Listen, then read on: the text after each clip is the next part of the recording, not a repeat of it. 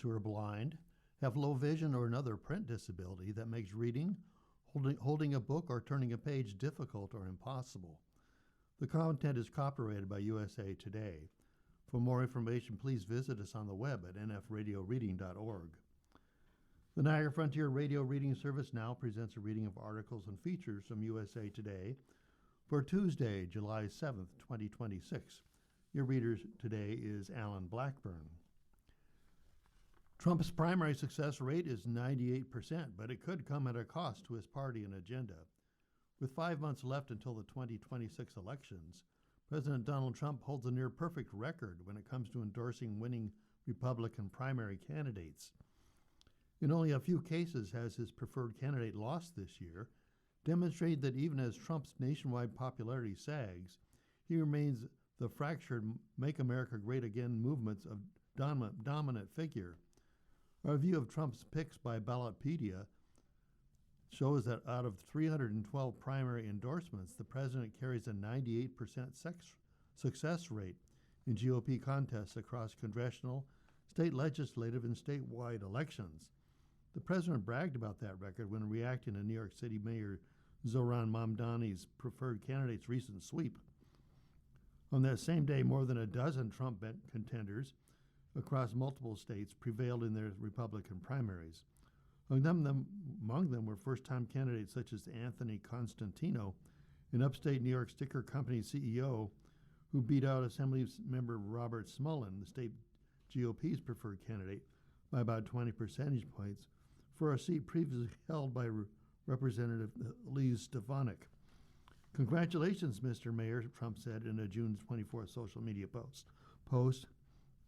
"I went 16-0 last night, helping to elect American patriots, and the media doesn't say a word. But a closer examination paints a more complicated picture. In 6 of those 16 elections, Trump backed up an incumbent without a primary challenger, such as Representative Michael Lawler of New York, a moderate who ran unopposed. The president also appears to be counting the South Carolina runoff for governor as 2 wins after endorsing both candidates in that race. But Trump's choices have reshaped the Republican Party by crushing veteran conservative lawmakers' careers. Louisiana Senator Bill Cassidy, Texas Senator John Cornyn, and Kentucky Representative Thomas Massey have been catapulted out of office this year for having disagreed with Trump at one point or another. The president also puts his large network's muscle into defeating 5 of the 7 Indiana state legislators who defied him on withdrawing the state's congressional maps. Political observers say Trump wields his influence in ways rarely done by previous presidents, who usually avoided intra-party political battles. In 2022, when Democrats were facing a resurgent GOP poised to retake Congress, former President Joe Biden endorsed in only 5 congressional races during that cycle, including backing then Kurt Schrader, an Oregon moderate, facing a progressive challenger. That opponent, Jamie McLeod Skinner, won the primary but lost the general election. There's no modern president whose influence within his party has come anywhere close to that of Donald Trump, in terms of both being willing to endorse and then having success with his endorsements. It's very difficult for someone to win if Trump endorsed their opponent, he added. It's not impossible in an overwhelming majority of races his endorsed candidate wins, and that's really shaped Republican politics in Congress, even down to the state legislative level. As much as Trump's allies boast about the power of him endorsing a candidate, there have been notable losses in that spotlight. Republican voters in Iowa's gubernatorial primary went with Zach Lawn in a bruising 5-person primary. Trump also came up short in Georgia gubernatorial primary this year when Lieutenant Governor Burt Jones lost to Rick Jackson.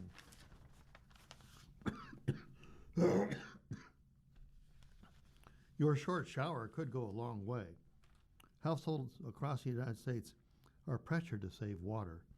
Americans across the nation are being asked or ordered to conserve water thanks to widespread drought, made even worse by a punishing heat wave. It's being felt this summer in Virginia, the Carolinas, Pennsylvania, Colorado, New Jersey, and more. Take shorter showers, turn the water off while you brush your teeth, don't wash your car at home, or water your lawn. These are some of the asks residents and communities around the country. Some asks are voluntary, others have outright banned water wasting with threats of fines. Meanwhile, agricultural uses far more water than households in the United States. So does your shorter shower or unwatered lawn really make a difference? Yes, but it's complicated. Household water comes from a limited supply, often unrelated, and closed off from the vast agricultural water supply. Though that setup varies by region, local governments do actually need people's help to protect their limited residential water supply. The bottom line, for a shorter shower to make a difference, everyone needs to get on board. It's just like voting. Any one vote doesn't matter, but collectively voting does matter. If you live in a city of 1 million people, your 15% cut in water isn't going to save the city. But if everybody does it, or if half the people do it, then you really have an effect. As of July 2nd, the drought monitor recorded that nearly half of continental United States is in at least a moderate stage of drought, and more than 30% is classified as at least severe drought. Regions stricken with the worst drought conditions include the West, where wildfires have been raging, parts of the high plains, and regions of the Southeast and the Mid-Atlantic. Virginia Governor Spanberger is urging all state residents, especially those in the South Side of Central Virginia, to conserve water as the drought creates challenges for communities and farmers. On July 1st, the city of Richmond, Virginia's capital, announced voluntary water restrictions, saying such measures are implemented when average water flows drop to 1,700 cubic feet per second for 14 consecutive days. Those measures also focus on outdoor watering. Nelson County, Virginia residents are asked to do the following on a voluntary basis. Turn off faucets while brushing your teeth, washing hands, and shaving. Water lawns only when necessary before 10 a.m. to reduce evaporation. Take shorter showers. And use a commercial car wash.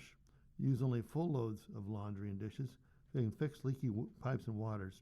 And reuse water for watering plants or cleaning instead. Do the restrictions really help? On a local scale, water consumption is broken up into 3 categories: household use, industrial or commercial use, restaurants or hospitals.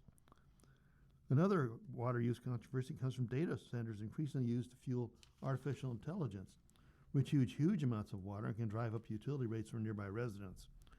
Large data centers can consume up to 5 million gallons of water a day, according to the Environmental and Energy Institute.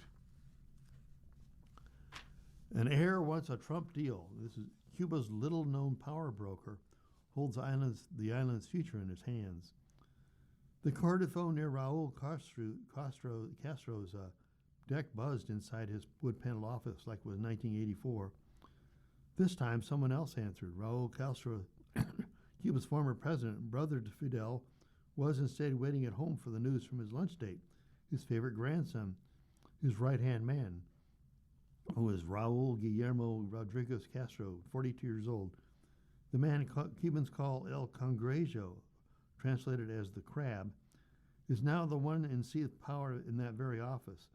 Tall and thick-set with piercing light green eyes, a buzz cut, designer clothes, and a deep raspy voice that echoes his great-uncle Fidel's, who is too busy at the moment to speak to his 95-year-old grandfather.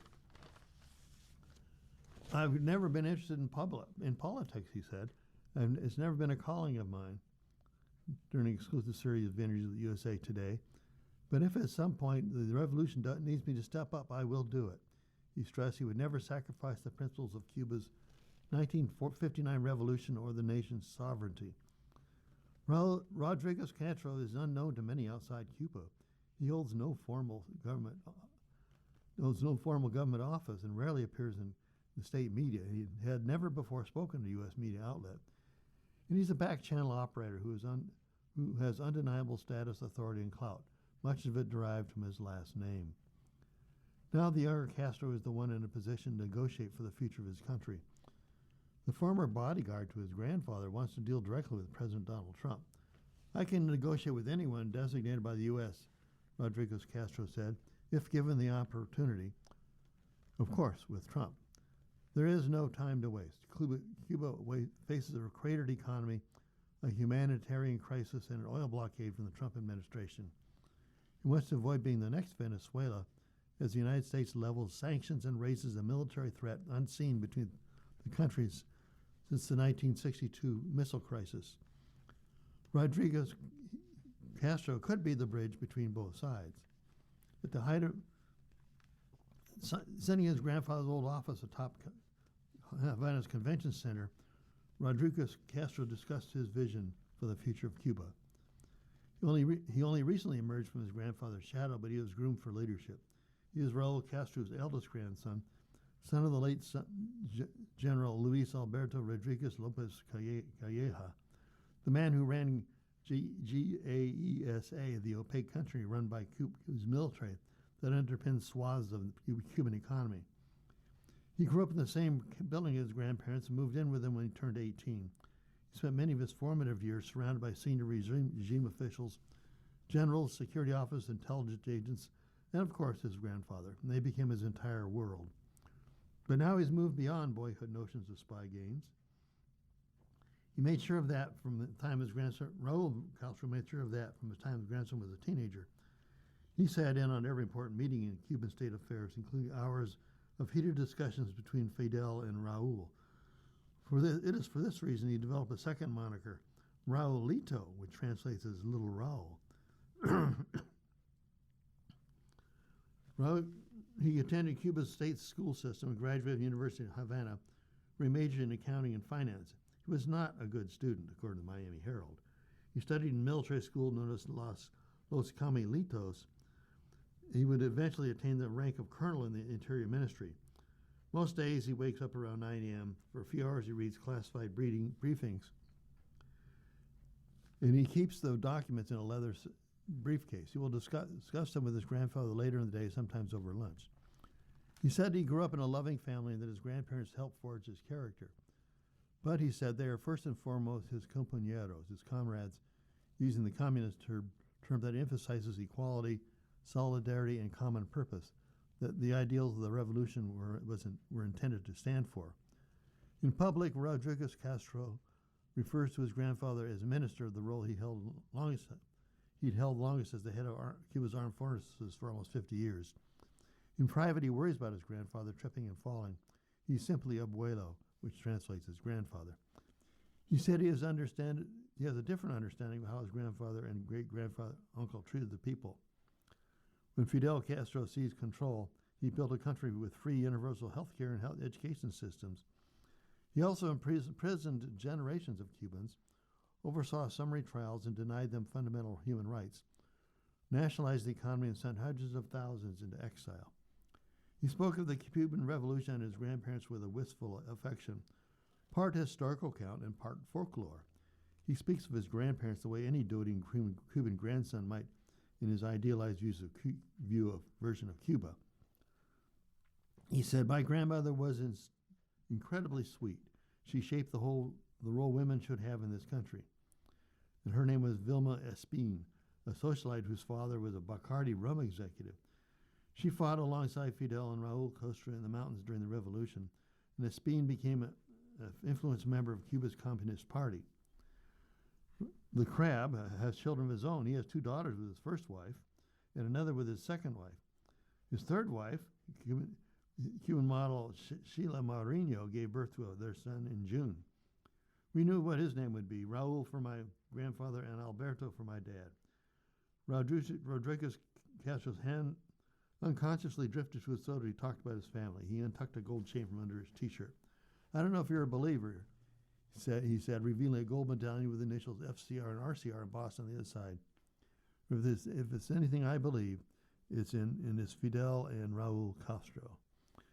Many aspects of the young Castro's lifestyle do not sit easily with the communist leader in waiting. Raul Castro grew up extraordinarily privileged in a country that has endured near constant deprivation. For most of the past 7 decades, he enjoys a life of private jets, luxury yachts, and the freedom to travel, something most ordinary Cubans rarely get to do, even if he's subject to the Cold War era embargo. He earned a reputation as a party boy in his 20s and 30s as he traveled the world as an attaché to Raul Castro. He talked with glee about the round-the-clock vibrancy and bustle of New York City, where he attended Yankee games in premium seat close to the field, And he admired Paris for its romantic flair and cuisine. He imagines a Cuba where his countrymen could find foie gras on the shelves. And he values Moscow for its opulence. Well, you're listening to a reading of today's USA Today on the Niagara Frontier Radio reading service. The time is 12:15.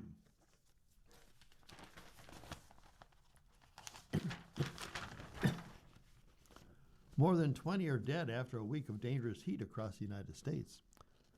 A heat wave sweeping across much of the eastern and central United States has killed more than 20 people in the past week, as more dangerously hot conditions are expected to soon hit the West. Record high temperatures of East Coast communities canceled festivities and sent hundreds to emergency rooms over the 4th of July weekend. New Jersey officials believe extreme heat has caused 25 deaths since July 2nd, the most of any state so far. Many of the victims were found in homes without air conditioning. A few were outside of their residence, some were in the streets, and some were in parked cars. The age of the victims ranged from the mid-30s to the 80s, and a director stressed the data as being preliminary. In Jackson, Mississippi, a 74-year-old man had been reported missing on June 29th, was found behind a gas station on July 2nd, but died on the way to the hospital. Local officials reported to the National Weather Service the man had been exposed to extreme heat over multiple days with a heat index over 100. Dozens of people at a July 2nd event in Pennsylvania, centered around the world's largest operating steam locomotive, were transported to local hospitals because of a heat illness. In Washington, D.C., where heat indices climbed above 110 degrees during President Donald Trump's July 4th Salute to America event, emergency service personnel reported 96 patient contacts and 40 patient transports from the National Mall. By 10 p.m., before the fireworks erupted in the nation's capital, George Washington University reported 289 patient contacts from the National Mall.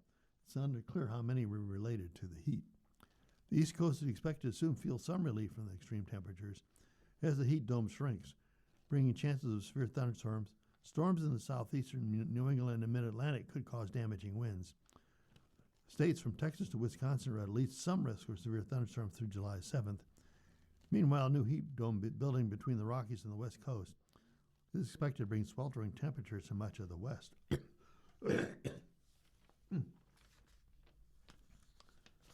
Texas has the new camp laws a year after Camp Mystic floods. July 3rd, 2025 was a Thursday with the 4th of July celebration already underway that night. But in that background was a severe weather warning from the National Weather Service that would foreshadow the deadly event. As night set and the day turned, a weather system moved into Texas Hill Country, produced torrential rainfall, with celebrations swiftly becoming tragedy as rivers rose about 25 feet in about 45 minutes, overtaking homes, RVs, and tents and families gathering for fellowship. More than 130 people died during the floods, 28 of whom were from a girls' Christian camp, Camp Mystic. As 25 young girls, 2 camp counselors, and the camp's co-director were swept away in the middle of the night while trying to evacuate to higher ground as the Guadalupe River rose. A year later, communities are still reeling. Kerr County is trying to heal, and Camp Mystic families are seeking justice for their lost loved ones. And state officials have passed new laws to prevent another tragedy while eyeing further regulation. Camp Mystic's future stalled. According to Texas lawmakers, Kerr County bore the heaviest toll with 170 confirmed deaths. The U.S. Geological Gauge at Guadalupe reported the river rose from 10 feet about 3 a.m. and crested at 37 feet at 5:10 a.m. It was also determined that a better river monitoring system and flood warning system were needed to prevent another tragedy at this time, with lawmakers writing the law. Kerr County was among the first to install and begin testing sirens in May of 2026. And a real-time flood warning system is also in the works in the University of Texas at Arlington, after it received a $4 million grant from the governor. To achieve this goal, the UTA has announced in May that it will join forces with the Severe Storm Prediction, Education, and Evacuation from Disaster Center at Rice University to help develop computer modeling system and comprehensive floodplain map library that underpin the operational warning platform. New Texas camp safety laws take effect before the 2026 season.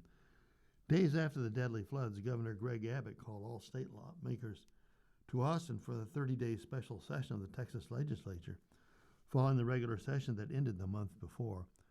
At the top of Abbott's list for lawmakers is to address was how to prevent such a tragedy again. Lawmakers were not able to pass the bill, so Abbott called for a second special session. And the lawmakers passed three measures. The Youth Camp Alert Mitigation Preparedness and Emergency Response Act requires every licensed Texas youth camp to have a written emergency plan, provide annual staff training and camper orientation, and notify parents when any part of the camp sits in a floodplain. It directs DSHS to set camper to council ratios for overnight stays and lets the Attorney General seek civil penalties for up to $1,000 for each violation. Haven's 27 Camp Safety Act bars the DSHS from issuing or renewing a license for any youth camp that operates a campaign within a floodplain with narrow exceptions, while requiring camps to maintain an operable radio capable of receiving real-time National Weather Service alerts. Camps must also install an emergency warning system, including a public address system that operates without an internet connection. Each youth camp must maintain redundant internet connectivity.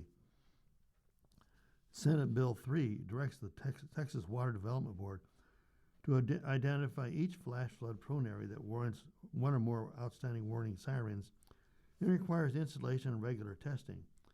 It also establishes a grant to defray the cost installing sirens. Speaker of the House Johnson says birthright citizenship ought to be restricted.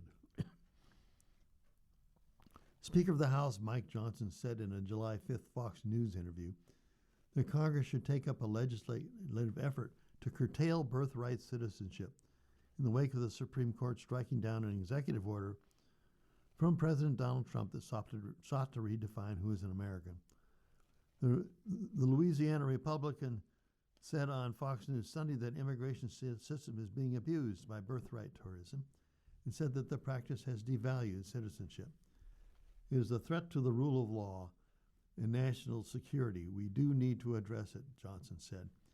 He did not say what piece of legislation would address the matter, but that Republicans are looking at all angles. If there's a bill that can fix that, we'll advance that immediately, Johnson said. Trump called on Congress to pass legislation in the wake of his loss at the High Court, claiming that no long and unwieldy constitutional amendment is necessary. Writing for the majority, Chief Justice John Roberts said children born to parents who are unlawfully temporarily in the United States satisfy the citizenship clause of the 14th Amendment, which states all persons born or naturalized in the United States and subject to the jurisdiction thereof are citizens of the United States and of the state wherein they reside. A majority of justices found that birthright citizenship is constitutionally protected under the 14th Amendment. Amending the Constitution would require support from 2/3 of both chambers of Commerce and ratification by 3/4 of the nation's state legislatures.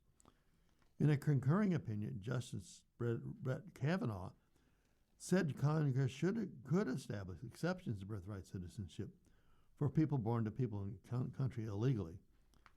Senator Lindsey Graham of South Carolina and Representative Brian Babin of Texas, two Trump allies, introduced legislation last year to ban birthright citizenship. The bill acknowledges the right of birthright citizenship under the 14th Amendment, but narrows the definition of persons who are subject to the jurisdiction of the United States. And what is birth tourism? Birth tourism is the name authorities give to the practice of parents traveling briefly to the United States to deliver children so that the child obtains United States citizenship. The number of babies born to birth tourists in the United States is highly disputed because the government does not track the figures.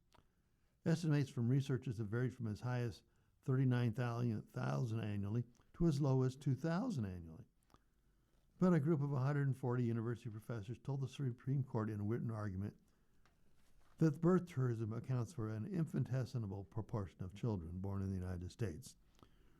Republicans and Democrats disagree about the importance of acting to curtail birth tourism, with Senator Ted Cruz of Texas calling it a blatant abuse of our immigration laws, while Senator Pete Welch, a Democrat of Vermont, saying it's a pretty marginal issue. In the same interview on July 5th, Johnson said that he will attempt to pass the Save America Act, a Trump-backed election reform bill, through budget reconciliation. We're going to try one more time on a budget reconciliation bill. I think that will be the way to get it through the Senate and finally to the president's desk, Johnson said. The bill and other House business stalled after a group of Republicans led by Representative Anna Paulina Luna, a Republican of Florida, revolted on a procedural motion that led to a chamber recess. I just decided it was best to send everybody home to go celebrate July 4th in their districts. We'll come back, gather everybody together, Johnson said on Fox News. The big urgency is to get Save America passed. The president has that as a top priority, and so do I. The rules in the Senate around budget reconciliation have prevented the bill from being a part of the previous reconciliation bills. Senate parliamentarian Elizabeth McDonough ruled that this year that the bill violated rules that prevent extraneous legislation from being included in the budget process under reconciliation.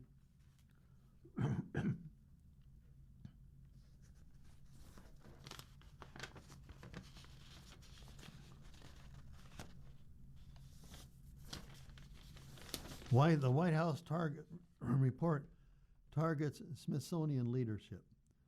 A new White House report accuses leaders of the Smithsonian Institution's National Museum of American History of embracing extreme political activism and using the nation's flagship history museum to advance what the report describes as an ideological agenda. The 162-page report, released on July 4th by the White House Domestic Policy Council, is part of the Trump administration's ongoing review of the Smithsonian. It's the latest move in the Trump administration's broader push to scrutinize Smithsonian exhibits and programming that federal officials view as overly ideological or, quote, woke, unquote. The report argues that museum leaders have moved the institution away from historical scholarship and towards social justice advocacy, saying the museum now presents American history largely through themes of racism, oppression, and inequality. This ideological capture has moved the museum's mission away from straightforward historical education and scholarship toward an extreme political activism that seeks to transform our country, the report states. Much of the report focuses on historian Anthea Hartig, who has led the National Museum of American History since 2019 and is the museum's first female director. The White House cites Hartig's public statements describing history as a prime tool of social justice, connecting scholarship to activism and advocacy, and working to reframe the traditional celebratory narrative of U.S. history. The report argues that the museum has de-emphasized America's founding, noting the absence of major exhibits devoted to the Founding Fathers or key events of the American Revolution as the country marks its 250th anniversary. It also criticizes museum programs and exhibits addressing race, immigration, and gender identity, contending they prioritize advocacy over traditional historical interpretation. For more than 180 years, the Smithsonian has served the American public with nonpartisan and independent scholarship, and we remain committed to doing so, the spokesperson for the Smithsonian said in a statement to USA Today. The release of the report comes after President Donald Trump signed an executive order in March 2025 titled Restoring Truth and Sanity to American History. Trump objected to what he called a concerted effort to downplay American successes and to cast American milestones and the nation's founding principles in a negative light.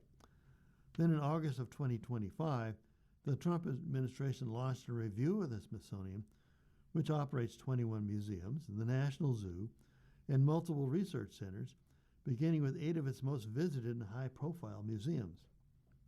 Federal officials also identified a series of exhibits and programs they said reflected ideological or divisive interpretations of American history. Critics have argued that such efforts by the Trump administration are tantamount to whitewashing the sometimes tragic history of the United States that all Americans deserve to know the full story of. Well, you're listening to a reading of today's USA Today on the Niagara Frontier Radio reading service, and the time is 12:30. And we're on to the money section. Let me turn the page here. Assisted living costs are soaring. Medicare and Medicaid spend more than $12 billion. The federal health programs Medicare and Medicaid spent more than $12 billion on assisted living facilities for older adults and people with disabilities, according to a new federal oversight report. The U.S. Government Accountability Office report offered detailed findings on federal spending in assisted living facilities, which older adults are increasingly choosing for long-term care. Based on the report's findings of lucrative federal spending, Democratic Senators Elizabeth Warren and Kirsten Gillibrand called for tougher oversight at those facilities. Warren said the report identified a huge oversight gap. Assisted living facilities receive billions in federal dollars, but there's no federal role in ensuring they're providing high-quality care.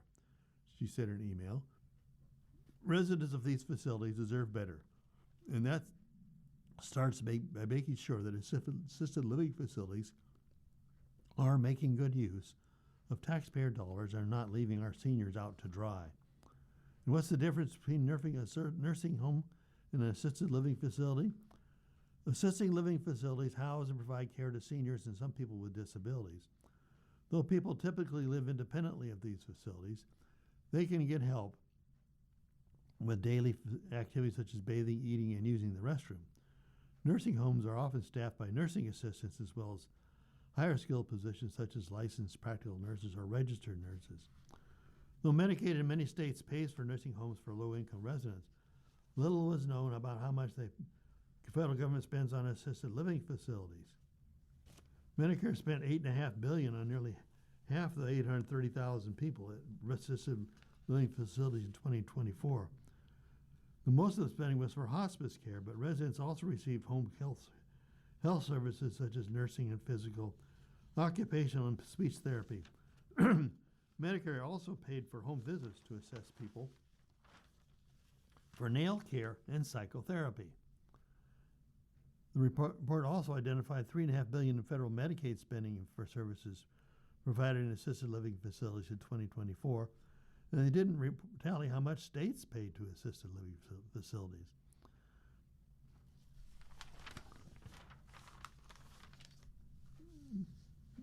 Trump seeks more E15 gas sales to lower prices. President Donald Trump is pushing Congress to pass legislation that will allow sales of higher ethanol gasoline as U.S. lawmakers grapple with rising gas prices that have upset many Americans in an election year. In an updated 2026 budget request sent to Congress on June 24th, the White House requested a new law that would codify the permanent year-round sale of E15 gas, which is gasoline blended with 15% ethanol. Doing so, the White House said, would amount to an urgent and needed policy change that would expand consumer choice, support domestic fuel production, and provide additional flexibility in fuel markets. The House of Representatives approved a bill on May 13th that would allow year-round sales of E15 gas. The measure, known as the Nationwide Consumer and Fuel Retailers Choice Act, still needs to be approved by the Senate before it can be sent to Trump for his signature. Supporters of E15 gas, such as the National Corn Growers Association, say the year-round E15 gas saves drivers money on every gallon of gas, and drives the demand for bushels of corn. The consideration of extending sales of E15 gas comes as temporary waivers that the EPA traditionally issues in summer to allow more E15 gas are soon set to expire. It comes also as the average price of gas fell to $3.83 on Thursday, July 2nd, That's down from a national average gas of $4.29 1 month ago, but it's still up from a median price of $2.98 on February 28th. What is E15 gas? Well, E15 gas is gasoline blended with 15% ethanol. Most of finished motor gasoline sold in the United States is E10, and most of the E15 gas is now available in America, sold in the Midwest. The EPA said E15 is offered now at more than 3,000 gas stations nationwide, where the agency said it serves as a more affordable choice. EPA officials noted that when they issued the May 1st waiver, without this action, E15 gas cannot be used by roughly half the country this summer. Environmental groups have criticized the idea of increasing use of ethanol in gas, saying it emits harmful pollutants just like regular gas. And the average price is not tracked as closely as the price of regular gas. The 2023 study by Renewable Fuels showed that drivers would save about 25 cents a gallon if they use E15 gas. In the Consumer Reports, the study found that the last time nationwide gas prices near $4 a gallon, E15 gas averaged $3.41 a gallon. Question, can E15 gas damage my car?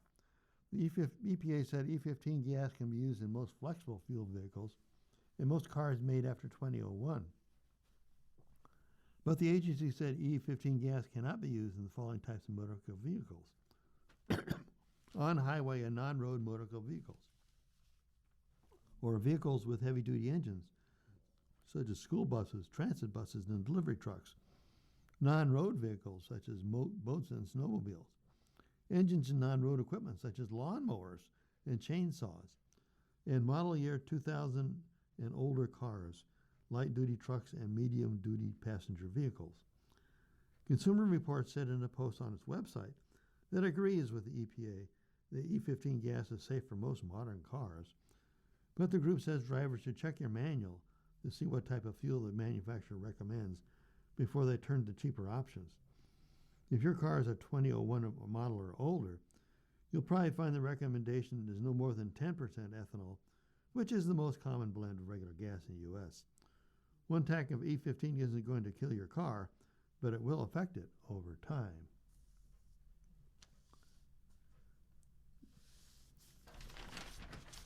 America's favorite investment is all about real estate. Gallup runs an annual poll to determine Americans' most popular long-term investment. In nearly 2 decades of polling, Americans have never picked stocks. Financial experts routinely pick the stock market as the best investment choice for long-term gains. And in the 40 years through 2025, Fidelity reports the S&P 500 has delivered an average return of 11.5% a year. And yet when Gallup asked Americans to name the best long-term investment in periodic polls, stocks have never come out on top. In a 2026 poll, when respondents were asked to choose among the 6 best long-term investments, the top answer by a wide margin was real estate. And here's the breakdown. 38% chose real estate, 20% chose stocks or mutual funds, 18% chose gold. Savings accounts and CDs were chosen by 12%, bonds 4%, and cryptocurrency 22%. Gallup has asked the same question more or less every year since 2007, and real estate has led the survey every year since 2013. Before 2013, however, investors gave very different answers. In 2008, the Great Recession descended, and Americans picked the humble savings account as their favorite long-term investment. And neither stocks nor homes looked like a very safe investment in 2008. The S&P 500 lost nearly 40% of its value that year as the housing market collapsed. During the Great Recession, nothing was performing well, and that's why savings account won. In 2011, Gallup added gold to the survey as an investment choice. And gold won the best investment contest in that year and the next.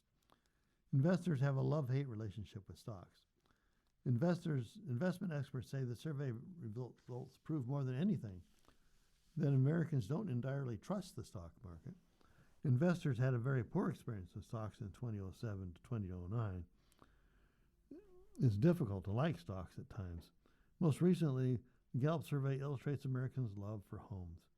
Compared with mercurial stocks, real estate feels like a stable investment. Prices dropped dramatically in the Great Recession, but that dip was an anomaly. Over the past several decades, home prices have trended mostly higher. Real estate has historically gone up almost every year.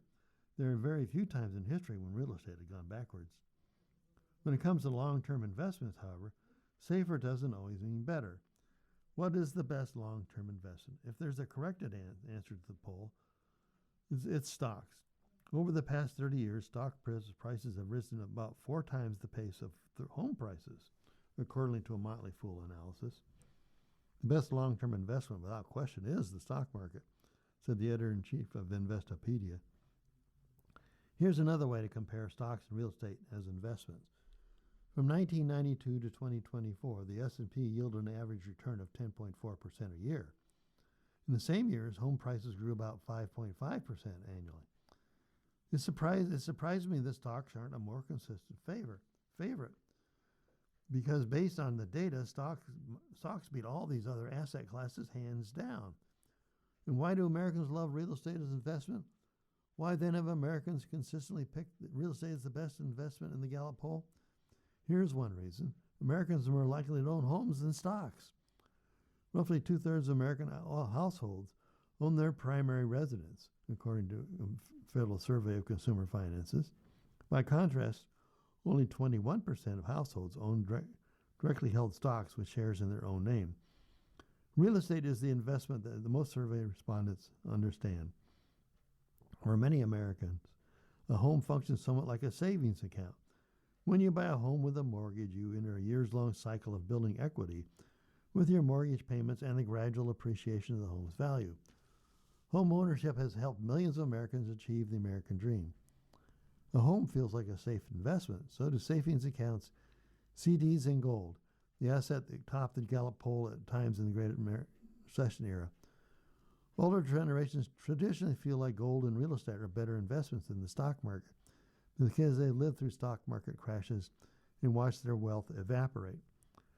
And how does gold rate as a long-term investment? Lately, gold has looked like a great investment. At one point in early 2026, the price of gold was up roughly 75% over 1 year and 200% over 5 years, and gold was outperforming stocks. But gold has shed value since, and the recent run-up is atypical. Adjusting for inflation, gold was worth about as much in late 2024 as it was in early 1980. Is gold the best long-term investment? Probably not, investment experts say.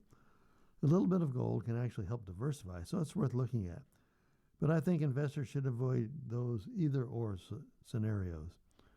Are savings account and CDs a good long-term investment? Investment experts generally recommend savings account and CDs only for investments who have very little risk tolerance, and those are looking for ways to hedge against the volatility of stocks. Many of the best high-yield savings accounts and CDs carry interest rates around 4%. That means your money will just about keep pace with today's annual inflation rate of 4.2%. Well, you're listening to American Reading of Today's USA Today on the Niagara Frontier Radio Reading Service. The time is 12:43. And we go now to Ask Johnny, the Human Relations columnist Johnny C. Taylor, who tackles your workplace questions each week for USA Today. He's the president and CEO of SHRM, the world's largest trade association of human resources professionals. And the question he has today is a 4-day work week better for all involved? Somebody named River has asked a question. My company is considering moving to a 4-day work week. Well, the idea is popular with employees and seemed like it could boost productivity and retention. I'm concerned about whether it's truly sustainable in the long term. How should organizations evaluate whether a 4-day work week will work for their specific business model without harming performance, customer service, or employee burnout? And Johnny Taylor answers, a 4-day work week sounds appealing in theory, but whether it works in practice depends entirely on the business. There's no universal model. What works for one company may create operational strain for another, and leaders need to be honest about that from the start. The first question organizations should ask is not, is the 4-day work week popular? The question is, what business problem are we trying to solve? Is the goal improved productivity, better retention, a recruitment advantage, reduced burnout, operational efficiency? And the second question is just as important. Do we have the data to prove a 4-day work week will solve this problem? Flexibility should be treated as a business strategy, not simply a workplace trend. Organizations also need clarity around what 4-day work week actually means. Are employees working 4 10-hour days, or is the organization reducing total weekly hours? Those are fundamentally different models with very different operational, financial, and workforce implications. And let me be clear, compressing the work into fewer days without changing expectations, workflows, or staffing models can actually increase burnout rather than reduce it. If employees are expected to produce the same output in less time without better systems in place, the pressure simply intensifies. That's why operational efficiency matters so much in these conversations. Organizations that successfully implement flexible work models are often the ones willing to rethink how work gets done. They reduce unnecessary meetings, streamline approvals, automate repetitive tasks, and eliminate low-value work that consumes employee time without improving outcomes. Customer expectations also have to remain front and center. Employees may appreciate the flexibility, but if customers experience slower service, inconsistent support, or reduced responsiveness, the model becomes difficult to sustain. Any workplace strategy ultimately has to support both the workforce and the business itself. And candidly, we still don't have enough long-term data to declare the 4-day work week universally successful or unsuccessful. And that's why these decisions should be data-driven, not emotionally driven. Organizations considering a pilot should establish measurable outcomes up front and track productivity, engagement, turnover, customer satisfaction, operational performance, and financial impact over time. Most importantly, organizations need to stay flexible themselves. A 4-day work week is not set it and forget it policy. Workforce needs, customer expectations, and business conditions evolve, and leaders have to be willing to adjust if the model stops delivering results. At the end of the day, the goal is balance. The strongest workplace models are the ones that support employee well-being while also strengthening performance, service, and organizational resilience.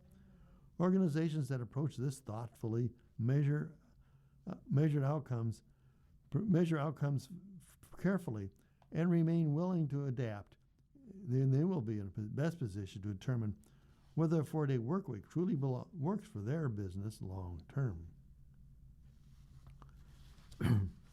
Boba Fett goes to pieces in a Star Wars Lego set. Lego is expanding its lineup of Star Wars collectibles with a new model inspired by one of the franchise's most iconic bounty hunters.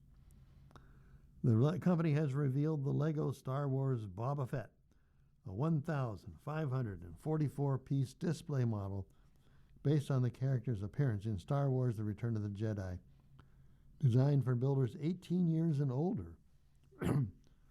The set stands more than 16 inches tall and is priced at, get this, $169.99. Verified IG account, The Brick Post, a page for the Lego enthusiasts, has shared images of what the set will look like. Unfortunately, we don't have a picture here for it. The figure features Boba Fett's signature Mandalorian armor, a swiveling helmet rangefinder, a jetpack, a blaster, and a fabric cape. Builders can adjust the head, arms, and hands to create different poses, while the completed model stands on a base inspired by the sands of Tatooine. The set also includes a matching Boba Fett minifigure displayed alongside an information plaque. The collectible is set to be released on August 1st and joins Lego's growing catalog of display sets aimed at adult fans of the Star Wars franchise. The new Boba Fett model reflects Lego's continued investment in products designed specifically for adult builders, a category that has become one of the company's fastest growing segments in recent years. More than 100 Lego sets are now marketed to adults, spanning pop culture franchises, architecture, botanicals, vehicles, and other collectibles. According to Lego, the sets are intended to provide a creative, hands-on experience while celebrating fans' favorite movies, TV shows, and hobbies. The Boba Fett figure also supports Lego's Build Together mode in the Lego Builder app, allowing friends and family to collaborate on the build using multiple devices. Adult enthusiasm for Lego has been fueled in part by nostalgia, says James Zahn, editor-in-chief of the Toy Book, who told USA Today many builders are reconnecting with a brand they loved growing up.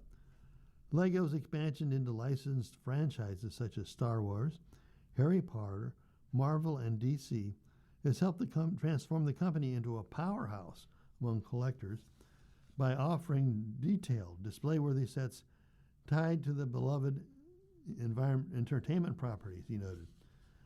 Lego says many adults also turn to building as a way to relax, unplug, and express their creativity.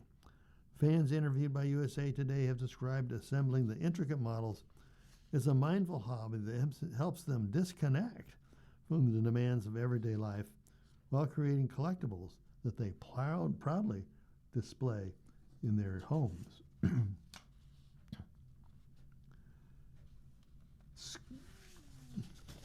We're going back now to the front section.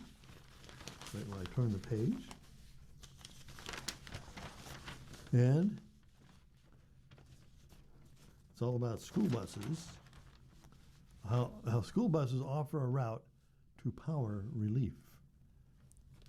In California, batteries ease the strain on the grid.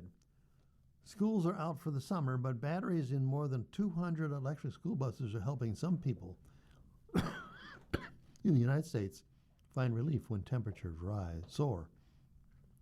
From California to North Carolina, yellow electric school buses are sending power back to the grid, easing some strain when demand spikes during heat waves. Hundreds more are expected to come online. The stored energy in school buses and other electric vehicles is dwarfed by that of power plants. But efforts to use their batteries to return power to electrical systems known as vehicle-to-grid, also called V2G, show how EVs could fortify strained power grids. Fully deployed V2G projects include about 230 of the nation's roughly 6,700 electric school buses now have the capacity to supply about 8 megawatt hours of power at a given time, according to the World Resources Institute's Electric School Bus Initiative.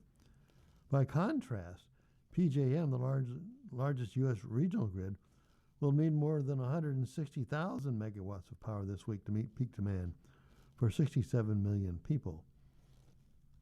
Much of the United States this week has been sweltering under record-breaking temperatures. It's very early days.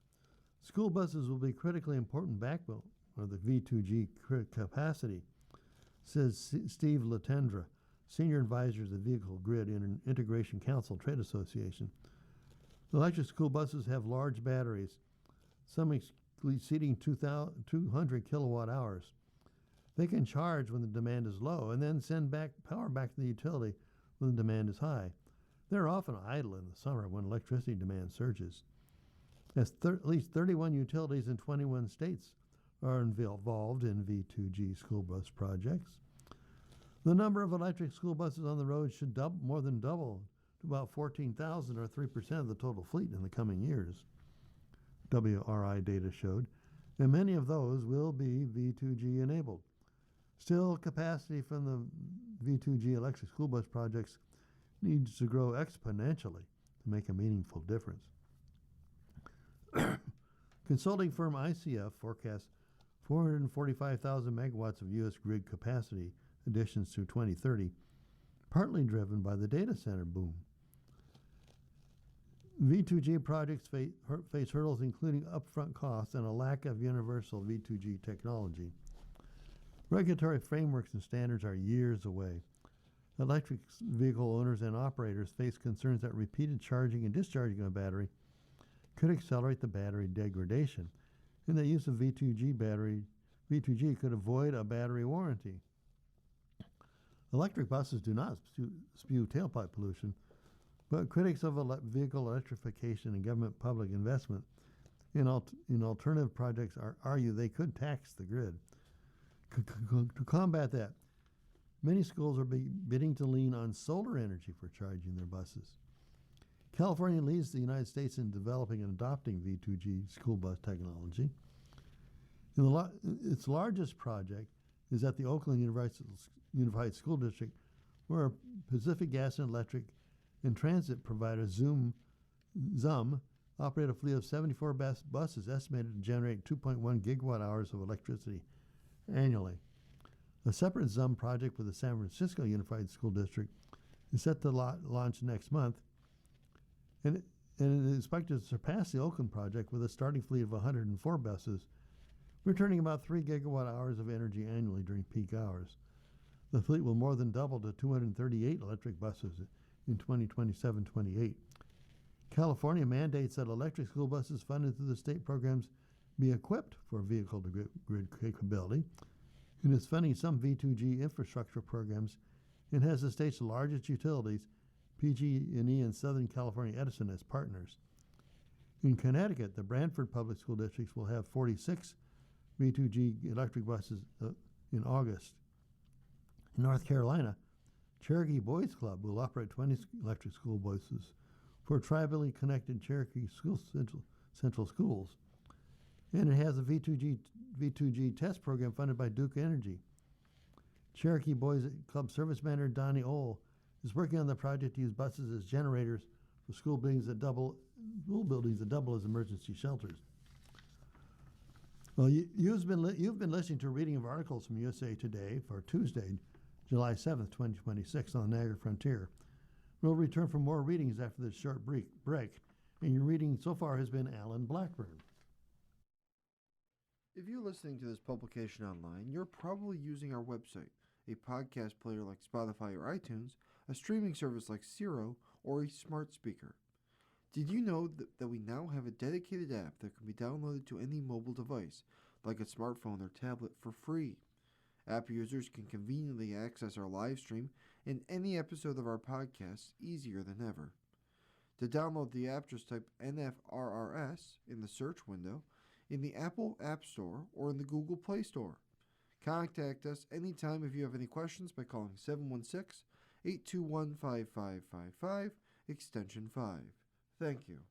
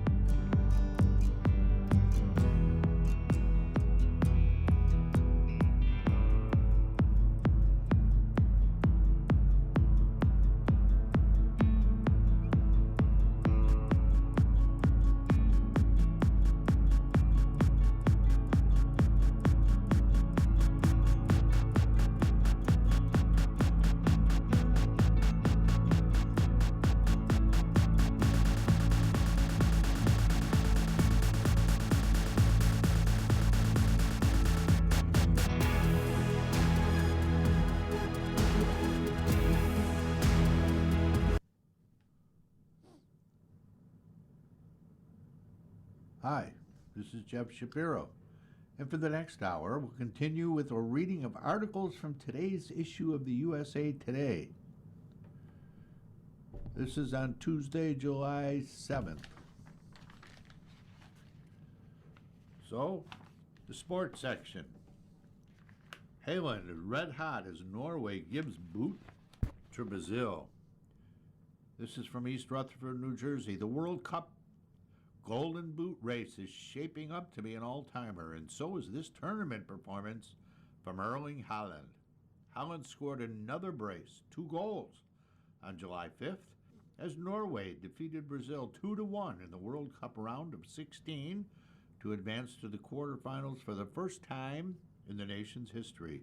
And it all happened on the back of their 6'5" goal machine, who admitted just a couple of goals ago that he is really good at scoring goals.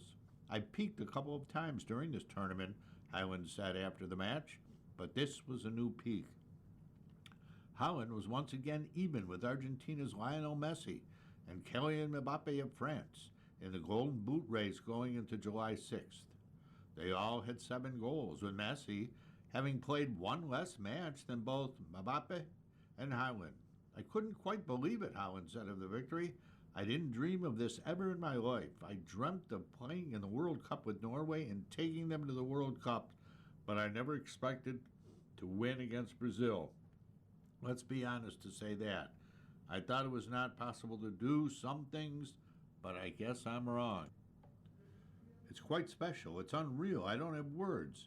It's difficult to put into words what I'm feeling, what I'm doing, because it's unreal. I need to pinch myself sometimes in the arm because it's big. Haaland banged home his 6th goal of the tournament Sunday with a wonderful header in the 79th minute to give his team a 1-0 advantage. He followed up with a left-footed bullet to the lower right corner for an insurance goal in the 90th minute to effectively punch Norway's ticket to the next round. Neymar scored a penalty in the dying moments for Brazil that served as a consolation in the 2-1 loss. Andreas Schederup, a second-half sub, provided the ball into the box that Haaland headed into the back of the net for the first score.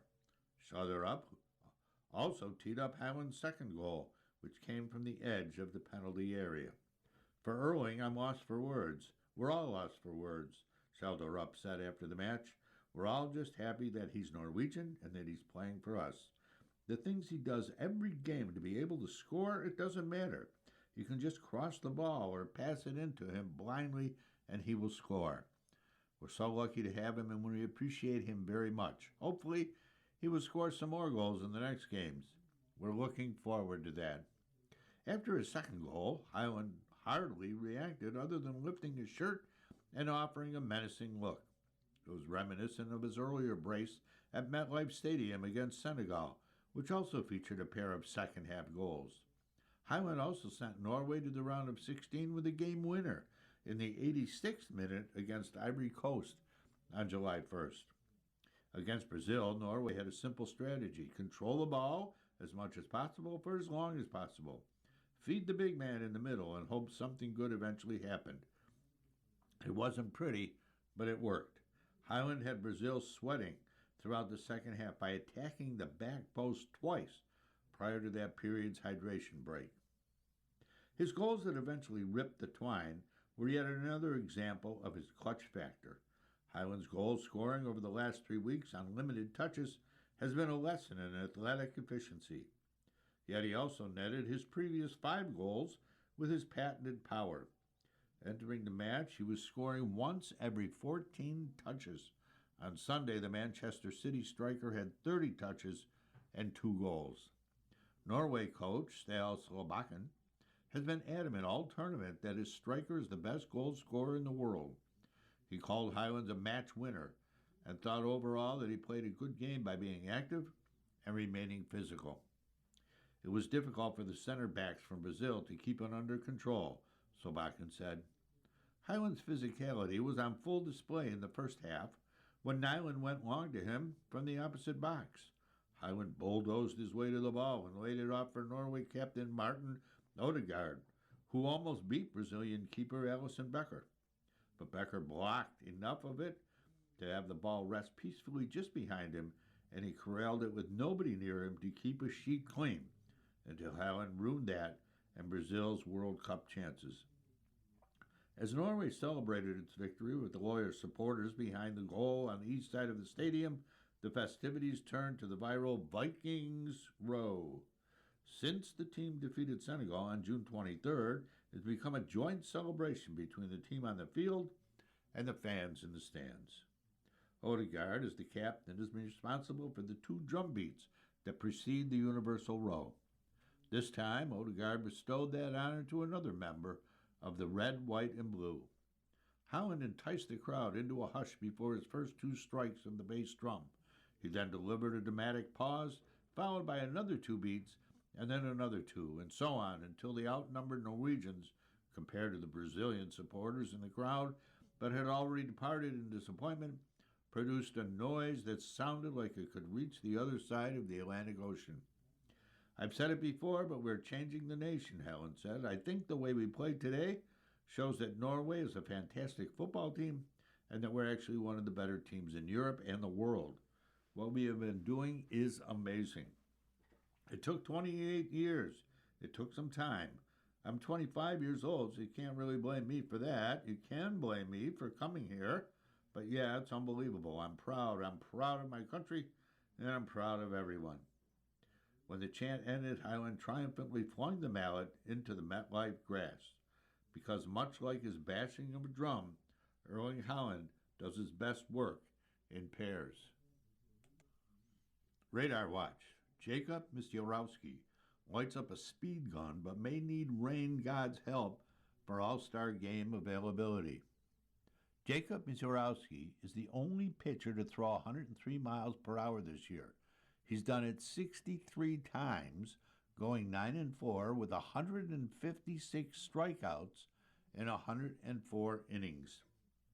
You want to see a 24-year-old kid throw the fastest pitch in baseball history at the All-Star game, pumping his 105-mile-per-hour heaters, maybe even hitting 106?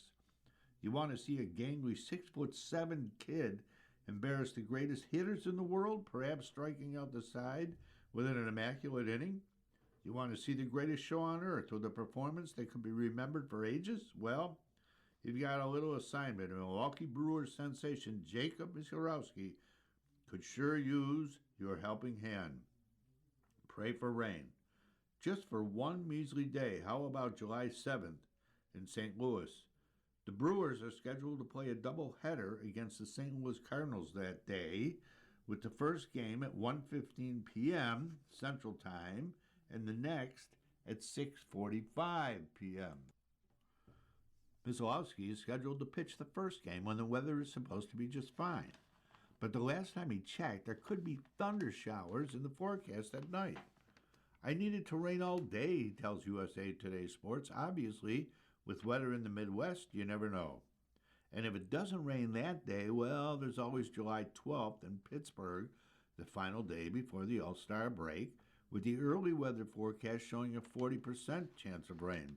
That would work too, Misiorowski said, breaking into an expansive grin.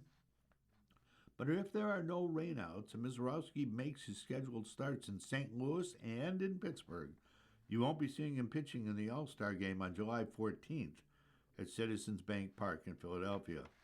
He'll be merely a spectator, just like me and you, only with a better seat. Starting pitchers who pitch on the final day before the All-Star game are ineligible to pitch in the Midsummer Classic. I would love to pitch in the game, Misiorowski says, especially if I somehow got the start. But do I think that's the best for the team? No. But selfishly, sure, I want to throw. Misiorowski looked away and softly said, "Oh well." The TV folks can scream to the heavens. Major League Baseball officials can be irritated. And baseball fans can throw a temper tantrum. But Misiorowski is too young, too polite, too shy, and too much of a team player to ever complain. You can hate it, but even with the Brewers having a 6-game lead over the Chicago Cubs in the National League Central going into July 6th, just one more start by Misiorowski could be the difference between winning the division and getting a first-round bye, or being subjected to a wild card round, or even sitting home in October. We want to do what's best for the kid first, then what's best for baseball, and what's best for the Milwaukee Brewers, manager Pat Murphy said. I want to do what's right by the kid first and foremost. That's our job. He's always represented our organization well. No Major League Baseball official or TV executive has reached out to the Brewers to persuade them into making Mazeroski available for the game. But of course, there's plenty of time for those phone calls to be made and favors to be asked. I'd love for him to pitch in the game, but right now we're just making sure he's ready for his next start, Murphy said. We'll take it one day at a time after that and see what's best for him. Truly, there's no way to rush this thing. I'd love for him to pitch in the game, but sorry, I'm not going to think about it right now. It might be a different dilemma if Los Angeles Dodgers manager Dave Roberts was planning to start Mazeroski in the All-Star game, but the current plan is for Philadelphia Phillies ace Christopher Sanchez, who's 10-3 with a 2.0 ERA, to have the honor in front of his hometown fans. I think he deserves it, Mazeroski said, especially with the game being in Philly. It'd be cool for him to start in front of his home fans. No offense to Sanchez, who produced the longest consecutive scoreless streak by a left-hander in history this year at 50 2/3 innings. But The Miz is the greatest show on earth. Mazeroski is 9-4 with an MLB best 1.47 ERA, leading the major leagues with 156 strikeouts in 104 innings, a spectacular 13.5 strikeouts per 9-inning rate, while yielding 4.7 hits per 9 innings. He's given up just 5 earned runs while striking out 105 batters in his last 11 games, a feat that no pitcher has accomplished in baseball history. Honestly, it's mind-bending how powerful his fastball is, says Arizona Diamondbacks veteran starter Zach Gallen. It's like each day he throws is setting a new velocity record in throwing strikes. I think everyone in the game tries to watch when he takes the mound. His starts have become must-see TV. Mazeroski, who hit 105.5 miles per hour in his last start when he actually slipped on the mound, is the only pitcher to throw 103 miles per hour this year, and he's done it 63 times. Why? Of the 270 fastest pitches thrown in baseball this year, The Miz is the author of all of them. His performances have been breathtaking, and if he takes the mound, he would have the potential of resurrecting memories of Pedro Martinez when he struck out a record 4 consecutive batters and 5 out of 6 in the 1999 All-Star Game and walked off with the MVP award. Now, unless rain pours or there's a change of heart, he'll just be taking in the sights. Only this time he'll be chilling with his fellow All-Stars, knowing that he belongs in his place among the game's greatest stars. No one's going to be bashing him like a year ago after several players, most notably Phillies shortstop Trey Turner and outfielder Nick Castellanos, called it a joke that Mazeroski was chosen after making only 5 starts. The Phillies were livid that Sanchez was not pitching in the game, but the truth is that he rejected the invitation, along with several other veterans. So, when MLB finally extended an invitation to Mazeroski, he gladly accepted. Mazeroski got his dose of sweet revenge when he faced the Phillies last month and pitched one of the greatest regular season games in history, a one-hit shutout, striking out a career-high 15 batters and throwing 58 of his 95 pitches at 100 miles per hour or faster. I think the Phillies were more mad at MLB than me last year, Mazeroski said, but now, at least I can say, see, there wasn't a mistake. While many members of the trash talking about Mazeroski's selection, he vividly recalls who walked into the clubhouse before the game, stopped in front of his locker, extended his right hand, and warmly congratulated him for making the All-Star game. Phillies slugger Kyle Schwarber, the Phillies' lone All-Star representative. You're listening to a reading of today's issue of USA Today and the Niagara Frontier Radioing Service.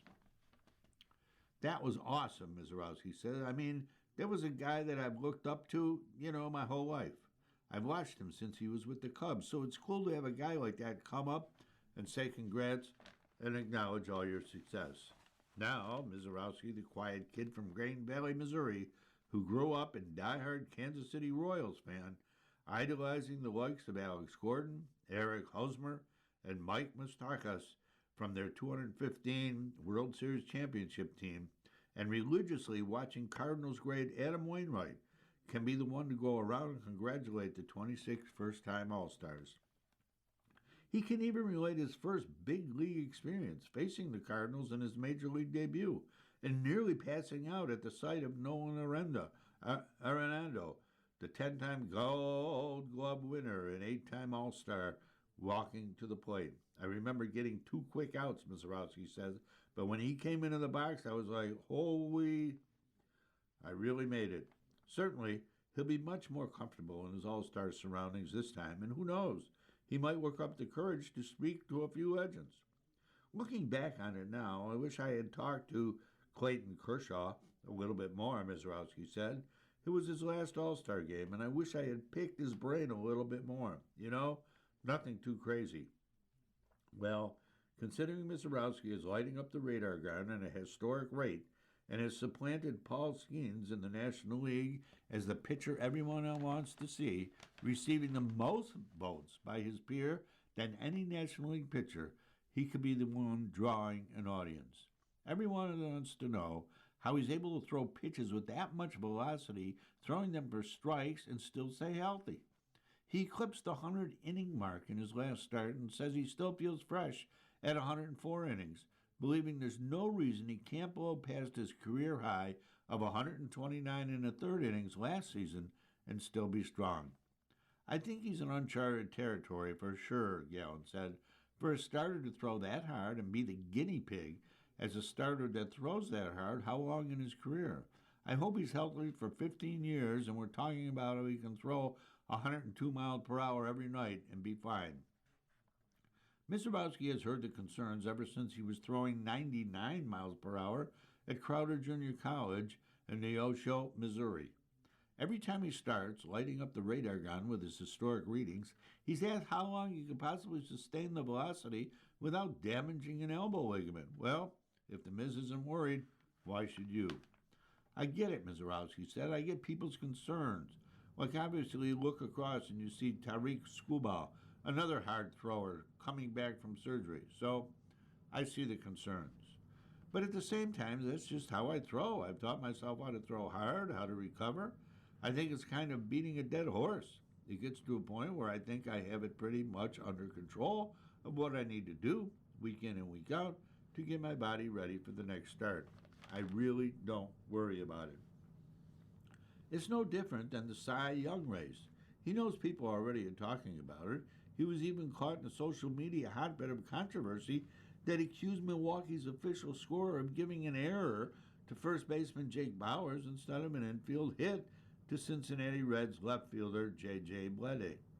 It led to 4 unearned runs instead of 5 earned runs, keeping his ERA at 1.47 instead of 1.82. It's not as if Mizorowski had anything to do with the scoring decision, but conspiracy theories abound. The Cy Young would obviously be really cool, he said, but that's not something I think about. We still have got 70-something games to play. Now, if we come down to the wire and we're 2 starts away from it, maybe then I'll start thinking about it. But right now, I'm thinking about St. Louis and then possibly Pittsburgh. That's my focus. And for at least a week being an amateur meteorologist, too. The updated forecast, July 6th, there's a 5 to 20% chance of rain in St. Louis in the afternoon Tuesday and 15 to 20% at night. Rain is in the forecast all next weekend in Pittsburgh, including 24% the final game of the first half. Growing up there, Mizorowski says, I can tell you that weather can change overnight in the Midwest. You just never know what you're going to get. But if the baseball gods are watching, a torrential downpour would sure feel good right about now this week, or maybe just a change of heart. England survives craziness to oust Mexico. England lasted Mexico 3-2 in a chaotic World Cup round of 16 match on July 5th in what was essentially a home match for El Tri at Estadio Azteca in Mexico City. Jude Bellingham had 2 goals in 2 minutes in the first half to put the Three Lions up early. Julian Quinones, who is Mexico's leading scorer in this tournament, put El Tri on the board and tied Chicharito and Luis El Matador Hernandez with 4 goals in the World Cup. Each team converted a penalty kick, and there was a scuffle about midway through the match. Jarell Quansah was handed a red card in the second half, and England was down to 10 men from then on. This is redemption for England, which was knocked out of the 1986 World Cup in the quarterfinals after Diego Maradon's hand of God goal. The venue of the match, Estadio Azteca. This was England's first match back at the historic venue since that game 40 years ago. The Three Lions will face Norway in the quarterfinals on July 11th. The win was an instant classic with many unforgettable moments. It's possible, however, that you missed the match or just want to look back, so we've listed the craziest moments from a very crazy match. Storms delayed the start of the game again. Well, before the action, the fans in Mexico City were treated to the work of the stadium DJ once again. During a 1-hour weather delay, the DJ played some of the anthems that had become the backdrop to El Tri's World Cup run, but interspersing English classics as well. The English songs, though, were booed as fans waited to cheer their teams warming up on the field and the action getting started. Fans and players belled out the loudest Mexico national anthem of the tournament. I mean, come on. Jude Bellingham scores. Then he scores again. Mexico hadn't conceded in this World Cup, but it sort of showed. After Jude Bellingham's opener, the Real Madrid man was right back in the box as England took advantage of a turnover in midfield to start a second attack. Bellingham got on the end of a pass from Harry Kane for what seemed to be the dagger, though there were more twists in this game. Julian Quinones brings one back to tie Chicharito El Matador. Indeed, just as it seemed like England may win the match comfortably despite a difficult stage, Julian Quinones put himself more deeply in the Mexico record books. Quinones swung his leg to put a bouncing ball in the box into the net for his 4th goal of the tournament. That matches Javier Chicharito Hernandez and Luis El Matador Hernandez for the most career World Cup goals for Mexico. England breathed sighs of relief at a halftime whistle. Rather than the Three Lions cruising into the locker room as they hoped for, they were the ones sweating as Mexico continued to find scoring opportunities. When the halftime whistle blew, you could practically see the relief on the faces of the visiting English. Mexico got a big break when Jarell Quansah left his boot in on Jesus Gallardo, putting his studs into the El Tri defender's calf. After the VAR, the video assistant referee, sent the referee to the monitor, England went down to 10. Except El Tri couldn't take advantage, as England committed more deeply to trying to hit Mexico over the top. Goalkeeper Tala Rango came for a ball that he couldn't get to and took out Anthony Gordon. Kane stepped to the spot and converted, and England led 3-1 in the 60th minute.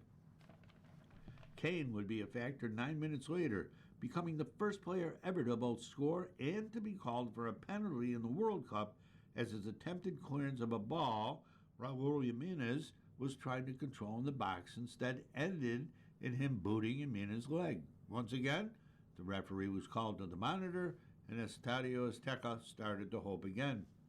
Jimenez has a nearly spotless penalty record, and he was never going to miss it in this moment. He did his trademark hop and beat Jordan Pickford, setting up a frantic finish as Mexico looked to find another after his 69th minute goal to make it 3-2.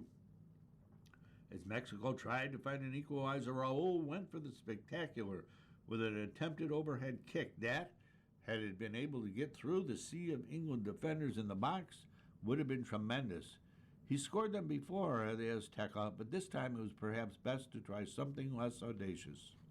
As 11 minutes of stoppage time ticked on, Mexico ended up playing 10 versus 10, with forward Santa Jimenez suffering an ankle injury but dragging himself off the field so all try could play on.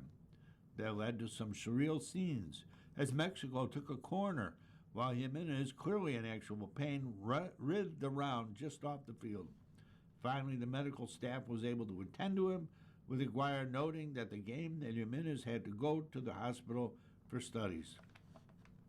Already in the referee's book, despite not coming onto the pitch, Jordan Henderson might also have suffered a serious wrist injury without playing in the game.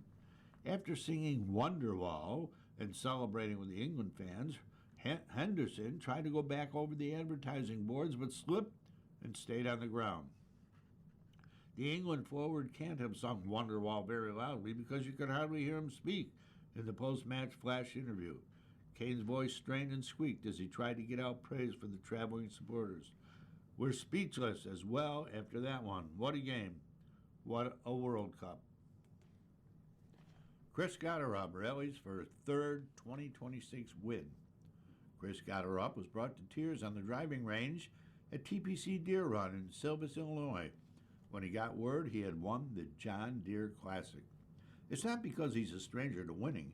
It was his third PGA Tour victory in the last 7 months. No, this one, July 5th, spurred extra emotion for the 26-year-old from New Jersey because it was a family affair.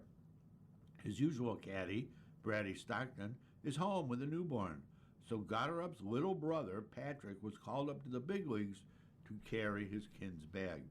It's such a cool moment, Gotterup said July 5th. Obviously, Brady, who caddies for me normally, had a kid last week, and we kind of planned this out a couple of months ago. Patrick and I were just planning on having a fun week and obviously try to come win, but to have it actually happen is cool and just a special moment that we'll never forget. Gotterup was virtually flawless, firing a bogey-free 9-under 62 in the final round to erase the 5-shot deficit that he faced at the start of the day. He posted 20 under 264 in total to win by 1 shot over Max Homa, who finished solo second, and by 2 over Lee Hodges, Lucas Glover, and Ben Coles, who held the lead for much of the day before a disastrous final hole. I really felt like I grounded it out this week, he said. Today it kind of all came together, but for the first 3 days I didn't have my best stuff. I talked about it earlier in the week, that even my not-so-good stuff had gotten a lot better, which is great. Then, obviously, to come out today and to shoot 9 under was awesome. Definitely not what I had in the cards, but I'll take those cards dealt to me for sure. A year ago this week, Gotterup was ranked number 165 in the world and had only 1 PGA Tour win to his name. Now he is a 5-time winner and will certainly move up from his current standing at number 14 in the official world golf ranking. Gotterup shocked the world when he outdueled Rory McIlroy to win the 2025 Genesis Scottish Open, a title he'll defend at the Renaissance Club this coming week. Then he established himself as one of the tour's premier players, with a win at the season-opening Sony Open in Hawaii, and another 3 weeks later at the WM Phoenix Open. And with his victory at the John Deere Classic, it's safe to say he's not the plucky underdog he was exactly 1 year ago. He's not even just a middling tour player who contends from time to time. He's a bona fide star. We're all crazy golfers. The bads feel really bad even though they're not that bad, and the goods feel like you're unbeatable. Today, I obviously had a really good day, Gotterup said. This whole year's been really good. If you look at it in the big picture, I obviously got off to a great start and was grinding it out in the middle of the year, but that's not unexpected. Hopefully, this kickstarts some other great stuff. I'd be lying if I said this year wasn't a massive success. On Sunday, Gotterup rolled in a 10-foot birdie putt at the first hole, and from there he was off to the races, making 3 birdies on numbers 3 through 5, and adding another at the 224-yard par 3 7th, where he stuck his tee shot to 12 feet. After carding a 5 under 30 on the front 9, Gotterup officially put the field on notice when he birdied the 10th to get to 17 under and into a tie for second, but he was still 3 shots behind Coles. You're listening to a reading of today's issue of USA Today and the Niagara Frontier Radio Reading Service. 2 more excellent approach shots led to 2 more birdies for Gotterup at numbers 13 and 14, but his hopes of winning hung in the balance on the 15th when he drove the ball into the right rough and had to hit a punch shot to avoid a tree, which caroomed over the green.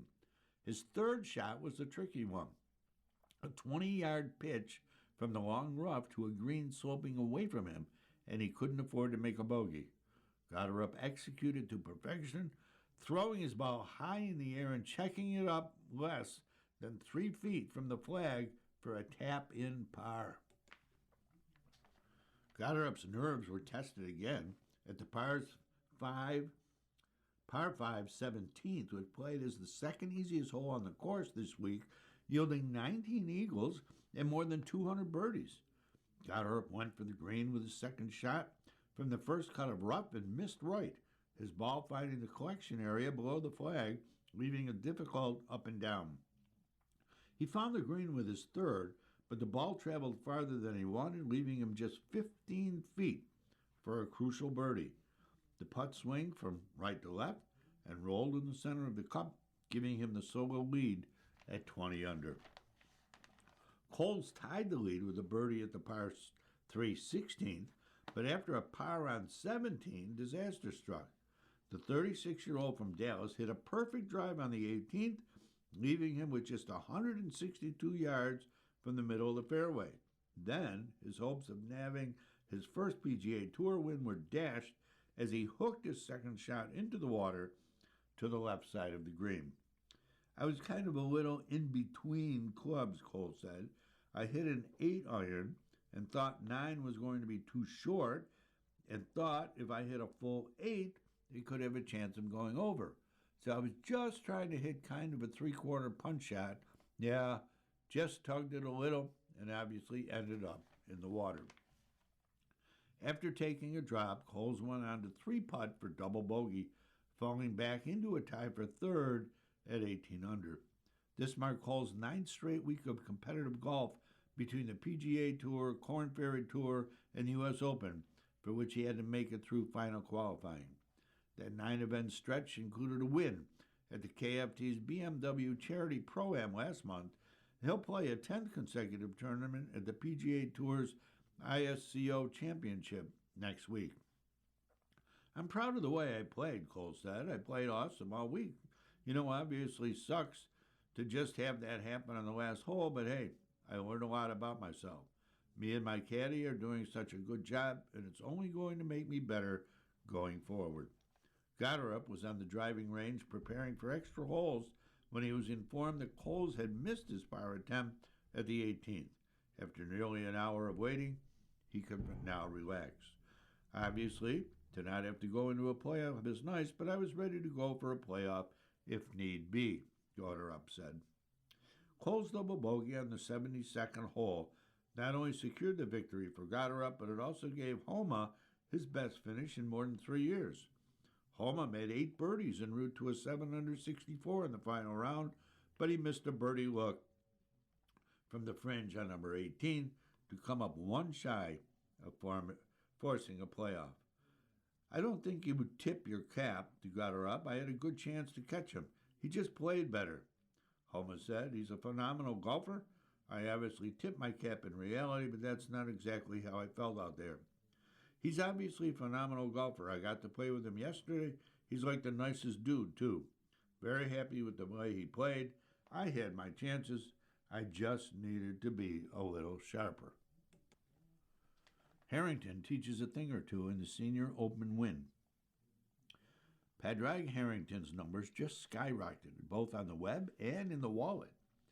The 50-year-old Irishman successfully defended his U.S. Senior Open title on July 5th at Scioto Country Club, an impressive feat that earned him $800,000 from the $4 million purse that undoubtedly added more followers to the approximately 204,000 YouTube subscribers who consider his online golf instruction videos must-see viewing.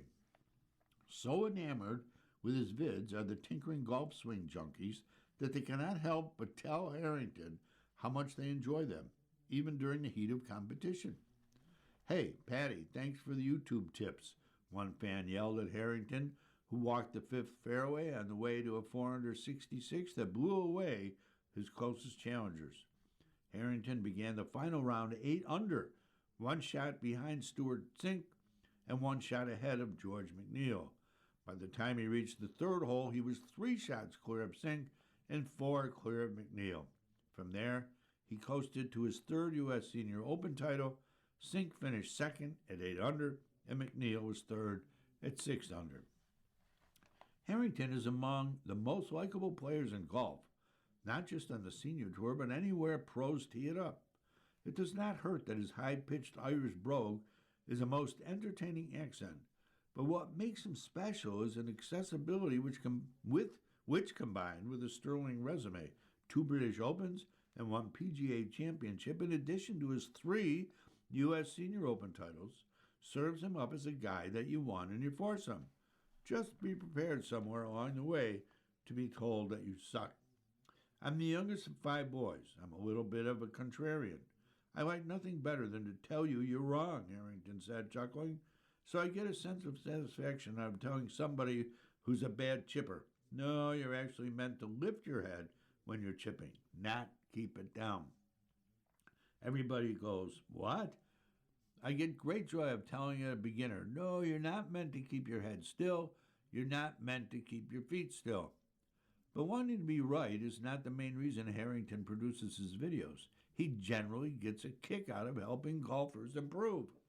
"I do enjoy trying to make people better as well," he said. "I just love the idea of trying to change somebody's golfing world around. I find it interesting." Harrington joins Miller Barber as the only 3-time winners of the National Senior Championship.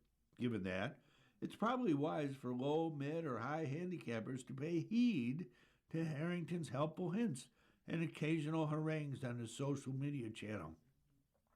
The danger of coming off as a golf know-it-all is having the undesirable label of smartest guy in the room attached to you. But in Harrington's case, that room feels like a party house where it's hard not to have fun. "I was going to say that golf instructional videos are boring, but what Padraig does is not boring because he's funny," Sink said. "He's not trying to be funny, he just is because he's so into it, and people like that." Paddy isn't ready to quit his day job. The thrill of needing to hit quality shots at crunch time of a major tournament still motivates him. He did it a lot during the final round on July 5th, birdieing the first 2 holes and closing it out with 7 straight pars on the back 9. Harrington now holds the distinction of being the first player to win back-to-back U.S. Senior Opens since Alan Doyle back in 2005-2006. He knows how to play this game, and at Kyoto he showed it. Not on YouTube, but live and in person. OR delivers a W amid Arrow McLaren rumors. As rumors continue to escalate around Arrow McLaren, as it works to solidify its 2027 IndyCar Series driver lineup, the team continues to win. Hours before the Indy 200 in Mid-Ohio on July 5th, IndyStar learned that Arrow McLaren has granted Christian Lundgaard permission to negotiate with other teams while also informing Nolan Siegel that he won't be back with the team in 2027. Despite the chatter surrounding the team's 2 free agent drivers and speculation that Scott Dixon and Felix Rundqvist will be in Papaya next year, Arrow McLaren's performance hasn't slipped on track. Lundgaard's win at the Grand Prix at Road America 2 weeks ago was followed up with another trip to Victory Lane, this time for Paddy O'Ward. After Lundgaard started on the pole with O'Ward beside him on the front row, those two controlled the entirety of the race. After O'Ward passed Lundgaard, who went wide into a turn due to what he called a mistake of my own, the Mexican driver led 45 of the last 49 laps, only falling behind momentarily after his final 2 pit stops. O'Ward, who finished second in the IndyCar Championship last year and is 5th through its races this year, finally made the podium for the first time in 2026. Poor luck with precautions, underwhelming pit stops, and mild frustration with his car have kept O'Ward from flourishing this year, but Sunday's caution-free race provided some relief. The bad luck doesn't last forever, but the good luck also doesn't, O'Ward said. Today was a simple showing of execution. It's just nice to kind of put ourselves in a position to keep on climbing, keep on building on this great momentum that we've had, because I do feel like some good results have run away from us just from little detail.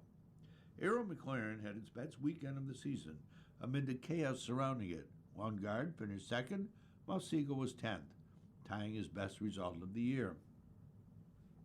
The two drivers in contract years both hesitated to reveal much about their conversations with the team. Mainly, team principal Tony Kanaan and Siegel denied being informed of an upcoming departure, saying, "I think you know as much as I do at this point." "I still don't know anything," Siegel said in his pit box after the race. "So for me, it's very simple. I'm going to do the best job that I can in the car, and if I do a good job in the car, then it'll certainly help my future in IndyCar. This is where I want to be. It's where I want to stay. And honestly, the past few weeks, I feel like I've done what I've needed to do to show that I will be here." When asked about his next steps, Lundgaard said, "It isn't really where my head's at now," keeping his response brief. "I'm going to go take a shower, I'm going to sleep, and then see what comes," the Danish driver added. Kanaan came into 2026 making his expectation of Siegel clear and public. He told Motorsport, "I don't think I can keep Siegel if he doesn't finish in the top 10 of the championship. I mean, even after the best 2-month span of the 21-year-old's IndyCar career, Siegel ranks just 20th. With Lundgaard, the guidelines for exercising his option or extending him long-term weren't as concrete. Publicly, all Kanaan said was that Lundgaard needed to win, which he's done twice to pair with 3 other podium finishes. Lundgaard is 30 in the championship, and although Arrow McLaren is yet to decline his team option, it appears that what he's done isn't enough in the team's eyes. "We haven't reached an agreement yet," Kanaan said. "I think you guys will see in the near future what the team is doing. We haven't been able to agree on a couple things, but I think as a team principal, I'm responsible for running this team as best as I can, and I think Christian has shown his potential, but also there are other options out there, and I've got to consider all of them. The decision hasn't been made yet. Although people keep putting people in my cars, it's not done until it's done. Lundgaard's still very much in play and is an extremely capable race car driver. We'll see what's going to happen." Through nonstop driving changes at Arrow McLaren since McLaren Racing bought a stake in the team in 2020, O'Ward has been the one constant. O'Ward, who drove a partial schedule for Carlin Racing in 2019, joined Arrow McLaren in 2020, and he quickly became the most popular driver in IndyCar and the unofficial frontman of McLaren's racing venture back into IndyCar, which it abandoned in 1979. Until Lundgaard's 2 wins this year, no one else besides O'Ward had won a race for the team this decade. That made O'Ward's lackluster start to the year surprising, although he remained in and around the top 5. O'Ward, who's just 27, is the oldest of the team's current drivers. At a time like this, when outside noise has surely made it difficult for Arrow McLaren to maximize its on-track results, having someone with O'Ward's skills and improved leadership led to another victory.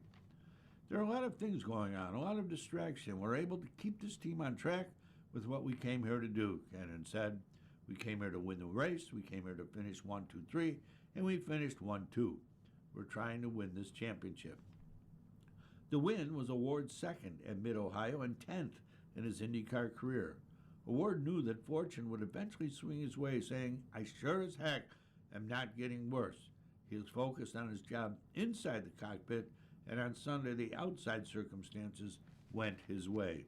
"The most important thing in this business is you need to be comfortable and confident of what you can do and about what you can control," O'Ward said. "Sometimes you can't control everything, and sometimes you will do everything perfectly and things won't work out. But I don't think it's a reason to lose motivation or lose hunger. I know it was just a matter of time for things to kind of click, or at least not go against us."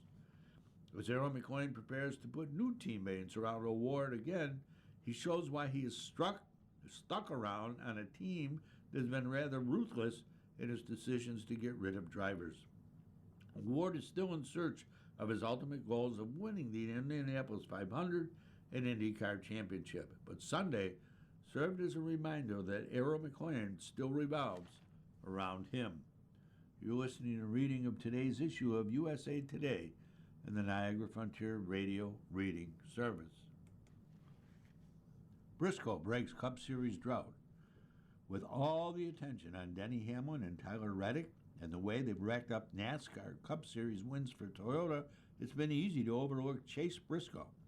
Not so much anymore. Following up on a runner-up finish on the Sonoma Raceway road course in California, Briscoe capped the popular weekend at Chicagoland Speedway with his first victory of the year on July 5th. We have not been as consistent, I would say, as Hamlin and Reddick, said Briscoe, who won 3 races and finished third in the 2025 championship. But from a speed standpoint, I feel like we've been right here with them. Briscoe, who's 31 years old, held up Joe Gibbs' racing teammate Christopher Bell, who also was chasing his first win of the season, by .276 seconds. Hamlin took third, giving team owner Joe Gibbs the top 3 spots in the finishing order on a night Toyota's claimed 7 of the top 10. The manufacturer has won 12 of the first 19 races, led by Reddick with 5 and Hamlin with 4. It was definitely burning me up not winning more than ever before, especially just knowing that our cars are really fast, said Briscoe, who won 3 times and finished third in the 2025 championship, but had gone 20 races without a trip to victory lane. There's a couple that kind of slipped away this year, and when your teammates are winning, it makes it worse as a competitor because you know they have equal opportunity to what you have and they're performing better. So there's definitely a lot of pressure to go and run good. And it ebbs and flows, right? Like a year from now, the Toyotas could be way off. And the Chevys and Fords could be unbelievable. So when you're good, you have to take advantage of it. William Byron, who won the first 2 stages, finished 4th after leading a race-high 94 of the 267 laps. Alex Bowman, a Hendrick Motorsports Chevy teammate of Byron's, was 5th. The race was competitive with 28 lead changes among 13 drivers. The last of them, though, came via pit strategy and execution when Briscoe pitted a lap before Byron and jumped from 3rd to 1st on their final stop.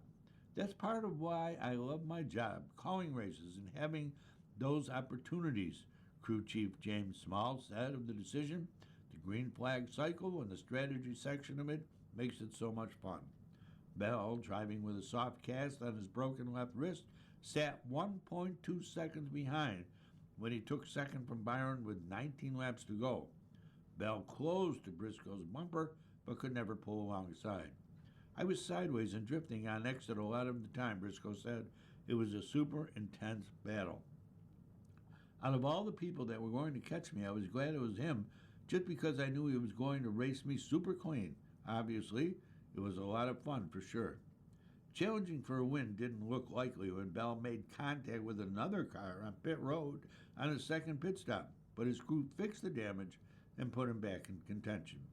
They made a great adjustment and got the car driving great the last run, but I was a straightaway plus behind, it seemed like, Bell said. We almost went to victory lane. Toyotas are fast. FIFA rejects Belgium appeal on overturned Balogun red card. FIFA has swiftly rejected an appeal from Belgium Soccer Federation over Valérien Balogun's red card suspension, saying that the federation was not a party to the proceedings. There's been a growing firestorm over FIFA's last-minute decision to allow U.S. forward Balogun to play in the World Cup round of 16 match on July 6th against Belgium, following his red card against Bosnia-Herzegovina. The controversy has ratcheted up after the revelation the U.S. President Donald Trump contacted FIFA President Gianni Infantino directly in an effort to overturn the decision.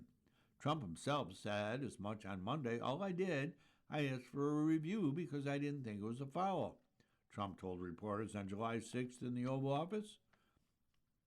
The RFBA said on Sunday that it was astonished by FIFA's decision to suspend Balogun's ban rather than enforcing its usual punishment of an automatic one-game suspension. Though the Federation filed a last-ditch appeal to reverse the reversal, FIFA announced around 7 hours before kickoff on Monday that Belgium didn't have standing to challenge the decision.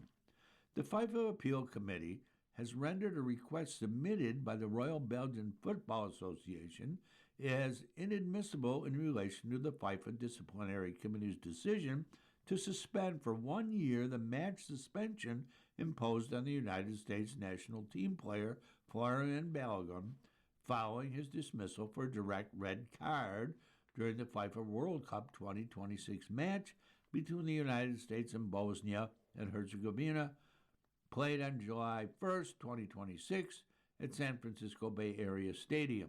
A FIFA statement read, "The chairperson of the FIFA Appeal Committee, Neil Eggleston, who's from the United States, was not involved in the decision. The request was rendered inadmissible on the grounds that the RBFA is not a part of the proceedings and as such has no standing to appeal the decision. The decision seemed to signal the end of the saga. Balogun was set to start for the U.S. as it looked to reach a World Cup quarterfinal for only the second time in its history. The striker has been one of the team's top players in this tournament, leading the team in goals with 3 in 4 games." T for 2, Taylor and Travis wed their way. In the end, size didn't matter. The weeks of breathless speculation and opining are over. Taylor Swift and Travis Kelce are married, and they did it all their way, in massive celebratory form, with celebrity friends Bradley Cooper, Ed Sheeran, Patrick Holmes, Selena Gomez, and more, in a famous venue with a "Just T&T Married" message against a pink backdrop, alighting the video screens as their chosen venue of Madison Square Garden.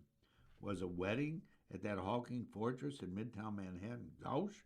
Or does someone of Swift's wealth and inherent goodness, she and Kelce dropped $26 million in donations to several charities this week, deserve to have whatever she wants, wherever she wants, with however many celebrants she wants?